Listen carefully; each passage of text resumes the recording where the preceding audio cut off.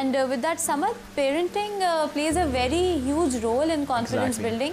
क्योंकि वो जो कॉन्सेप्ट होता है ना, पॉजिटिव रीइंफोर्समेंट, नेगेटिव रीइंफोर्समेंट, वो सारा चक्कर, वो सारी बातें यहाँ पर आ जाती हैं कि अगर एक पेरेंट है और उसके बच्चे ने कोई काम अच्छा नहीं किया, टेस्ट में अच्छे मार्क्स नहीं आए, तो आप किस तरीके से उसको टैकल करते हैं? कि आप अपने बच्चे को इनकरेज करते हैं या आप उसको निकम्मा, तुम्हें तो कोई काम ही नहीं आता, अपने कज़न को देखो, ये सारी चीज़ें कह के डिस्करेज करती हैं? सारी चीज़ें कॉन्फिडेंस बिल्डिंग में बहुत मैटर करती हैं।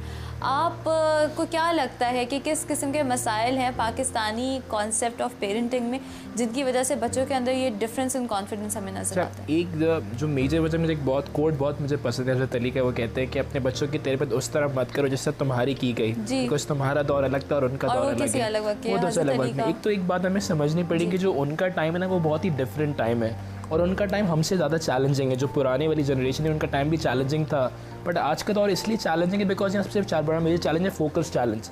आज की जनरेशन में फोकस इशू है। फॉर एग्जाम्पल एक टर्म है इंस्टेंट ग्रेटिफिकेशन। इंस्टेंट ग्रेटिफिकेशन क्या है कि पहले ज़माने में अगर मुझे रिक्शा चाहिए था या मुझे कोई गाड़ी चाहिए थी तो मुझे इंतज़ार करना पड़ता था, बस स्टॉप पे खड़ा होना पड़ता था, मुझे मेरा बैग ख़राब हो गया, मुझे मार्केट में ले जाने से पड़ता था। अब मुझे कुछ भी चाहिए, मुझे कुछ खाने का भी दिल कर रहा है, एक बटन दबाया, टैप दबाया, मैं भी मेरा वो चीज़ आ जाएगी। हर चीज़ बहुत इंस्टेंट हो रही है। तो क्या सक्सेस भी इंस्टेंटली आती है लाइफ में? क्या कॉन्फिडेंस भी इंस्टेंटली आएगा?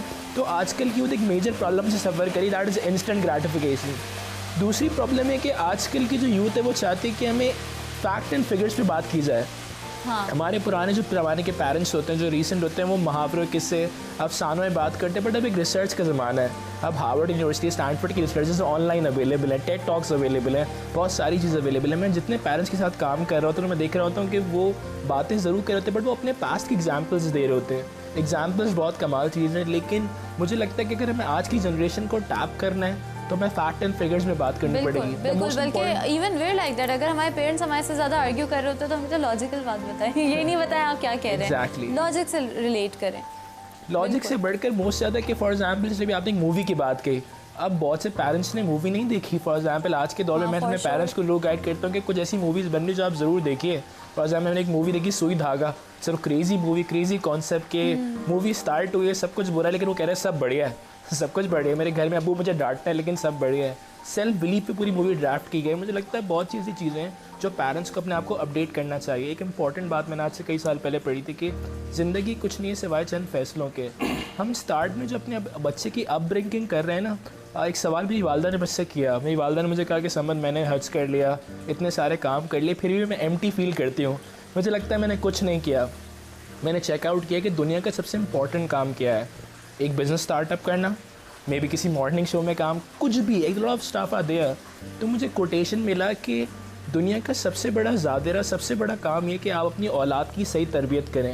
यानी मैं एक बात समझ पाया, दुनिया का सबसे इंपॉर्टेंट काम अगर मैं पैरेटो प्रिंसिपल अप्लाई करूँ, पैराई टेस्ट करूँ, तो पेरेंटिंग। सवाल ये पैदा होता है कितने लोग पेरेंटिंग को लर्न कर रहे हैं, कितने लोग पेरेंटिंग पे किताबें पढ़ रहे हैं। मैं लिबर्टी बुक्स शहबाज पे लिबर्टी में वहाँ गया, मैंने कहा जी पेरेंटिंग की किताबें हैं। आपने कहा जी हमारे पास 2-3 किताबें ही हैं और ये भी कोई 10 साल पुरानी लिखी, बिकॉज लोग नहीं खरीदते, लोग पढ़ते नहीं हैं।